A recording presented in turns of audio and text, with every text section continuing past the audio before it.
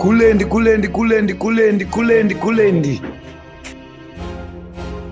Siaguka, siaguka. Hapana, kungaende nyika. Shida kunyebra wanti Maria muno myaka Simba. Unopenda.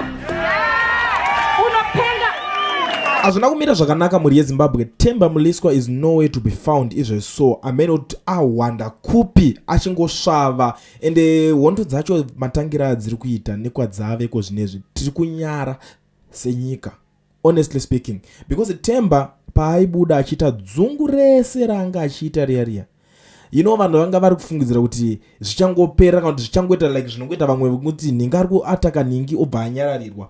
Themba aita munyama wekuti paakapinda chinoataka zvinhu nevanhu veZANU-PF vacho vakabva vamwe vacho vakatanga kuda kumataka because vanga vasina kuudzwa nemashefu avo kuti tiri kuzoshandisa mukomana uyu.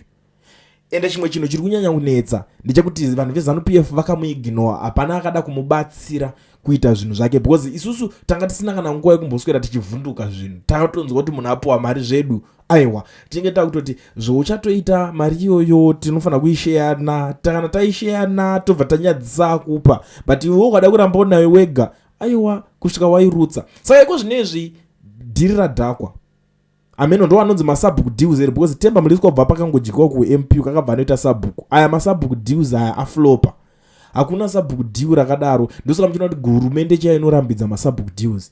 And I think is high time yekuti munhu akamupa mari adzokere kunokumbira refund because wanga achiti episode after episode mabviravira acho atonodzwa ese. Kunonzi kutonodzwa kwakachauruka. Left right center maZimbabweans havasi kusekerera zvinhu zvisina nebasa rese. Akabuda achiclaim achitaura zvakawanda mukomana Themba Mliswa achiti zvoni VP Chiwenga vakapiwa mari 300,000 kwakasara balance ye 150 ye vakati vari kuda futi zve 1 million yekuti vatengere vana vavo maapartments yekuti vange vachigara. Zvakawandisa zvaitaura mukomana zvese izvo zvinhu zvokuti umbowo panga pasina zvibuditsa.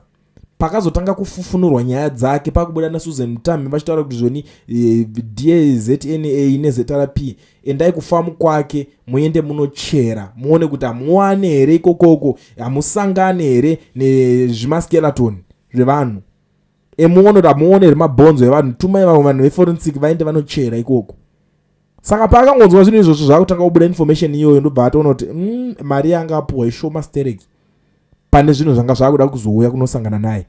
Saka ndopatiri kuti mukomana asangana nechipande chisingapere, chipande chekunzi pafamu pako paiurayiwa vanhu vachichererwa pasi, chipande chiya chaitaurwa chana Simba Rashe vari kunzi ko akafa sei, chipande chekuti pari kutaura zvinhu hobho zvakutanga kubudiswa, chipande chekuti zvoni pakatanga kubudiswa nyaya yekuti akanyenga amai Auxilia Mnangagwa achitaura kuti zvoni amai ava vane nzara pavari papapa ndikavabata semukomana wechidiki vanogona kusara vachidedzera kuti vari kuda samo.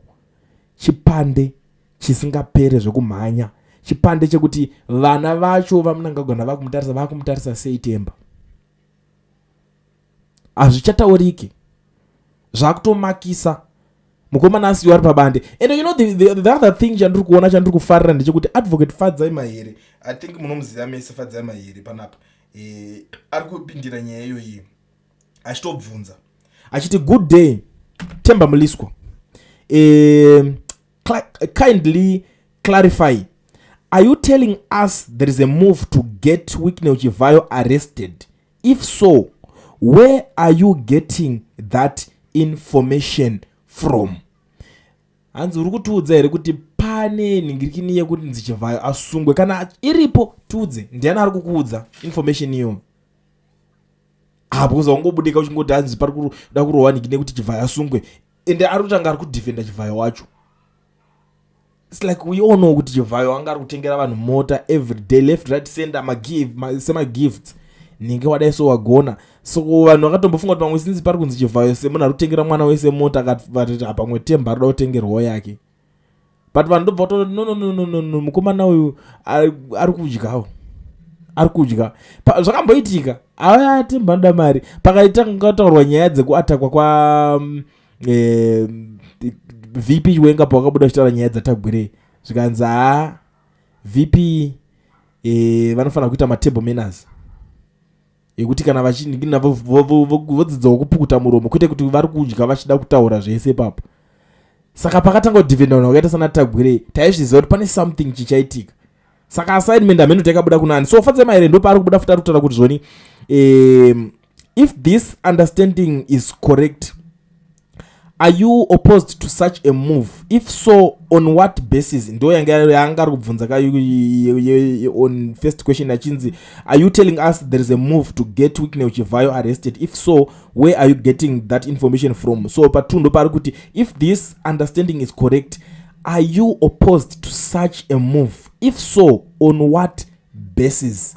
3 zvikanzi, is there no danger of you being accused of obstructing the course of justice with this thread?